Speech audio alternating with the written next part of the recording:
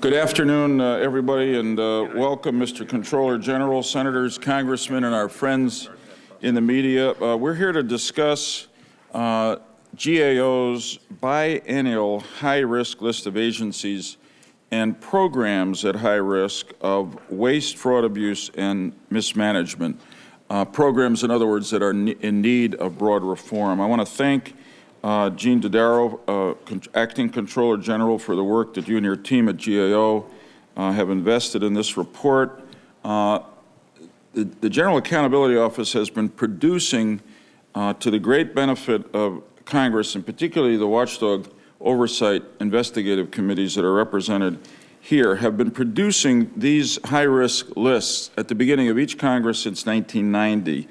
They are essential tools that help us gauge the progress being made to improve some of government's most troubled programs, and they affect the agenda of our two committees. I'm going to leave it to the Acting Comptroller General to guide us through the details of his report, but I want to briefly comment on a few areas of particular interest to our Senate committee.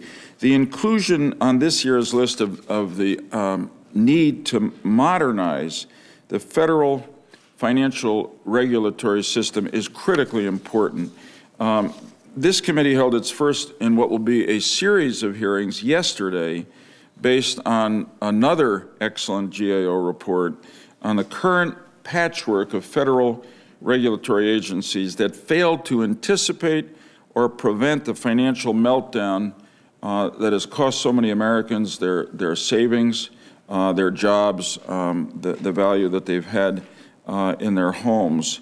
And we are going to ask uniquely. We understand that legislation in the Senate on this subject will come out of the Banking Committee. But this committee of ours is charged by the rules of the Senate with considering and acting on the organization of our government. And the witnesses we had yesterday, including the Acting Comptroller General's report, made very clear that part of the vulnerability that allowed a small number of people to game the system, make enormous amounts of money at the expense of most Americans.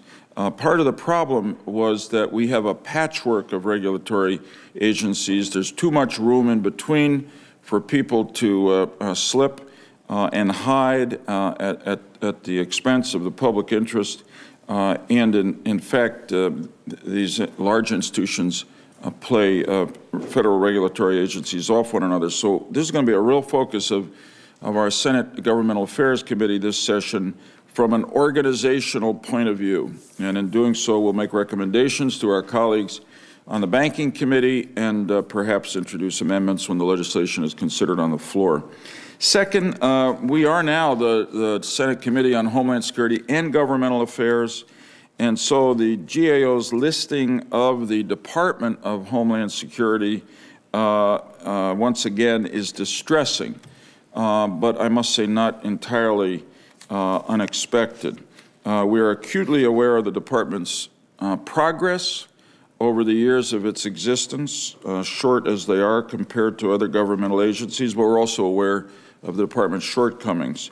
And we have put its continued improvement at the top of our to-do list, including beginning in this session, not just to focus on particular problems that are cited in the report, such as cybersecurity or information sharing, but to begin the process of doing an annual authorization bill for the Department of Homeland Security, which will be a vehicle through which we can evaluate the department regularly and not just recommend where resources should go, but recommend policy and structural changes as well. Finally, this high-risk report mentions the management of federal contracting government-wide and concludes that it continues to be a deep and dark hole for America's taxpayers.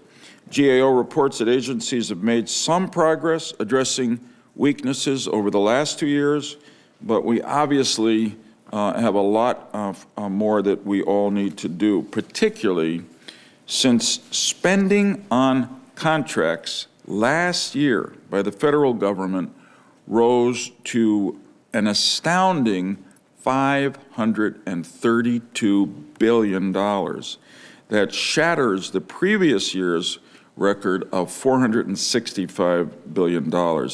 Last Congress, Senator Collins and I co-sponsored a major contracting reform bill, many provisions of which were included in the Defense Authorization Acts of 2008 and 2009. But here again, our work is clearly far from done, as the GAO report makes clear. And I will say today that oversight of federal contracting will be a central focus for our Senate committee in this 111th session of Congress. Again, I want to thank Eugene for GAO's extraordinary work. We will continue to look to you to help us monitor the performance of federal agencies and correct the deficiencies that we find. Now,